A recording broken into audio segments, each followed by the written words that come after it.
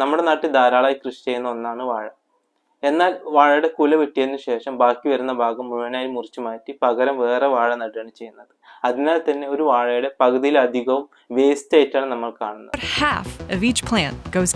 എന്നാൽ അഹമ്മദാബാദ് ആസ്ഥാനമായി പ്രവർത്തിക്കുന്ന സാത്തി എന്ന കമ്പനി പറയുന്നത് ഒരു വാഴപ്പിണ്ടിയിൽ നിന്ന് 3000-ഓളം സാനിറ്ററി പാഡ്സ് നിർമ്മിക്കാൻ കഴിയുമെന്നാണ്. ഇതിനുവേണ്ടി വാഴപ്പിണ്ടിയെ രണ്ടായി കീറി ശേഷം ലെയർ ബൈ ലെയർ സെപ്പറേറ്റ് ചെയ്ത് അതിനെ മെഷീനിലിട്ട് നൂലാക്കി മാറ്റുന്നു. ആ നൂലിനെ കഴുകി വൃത്തിയാക്കി പ്രോസസ്സ് ചെയ്ത് പഞ്ഞിയാക്കി മാറ്റുന്നു. ആ പഞ്ഞി ഉപയോഗിച്ച് പാഡ്സ് നിർമ്മിക്കുന്നു. ഫൈനൽ പ്രോഡക്റ്റ് വിപണിയിലെത്തിച്ച് വിൽക്കുന്നു. സംഭവം നല്ല ഐഡിയ ആണെന്ന് കരുതി ബിസിനസ് ചെയ്യാൻ വാഴപ്പിണ്ടി തെരഞ്ഞു പോകണ്ട.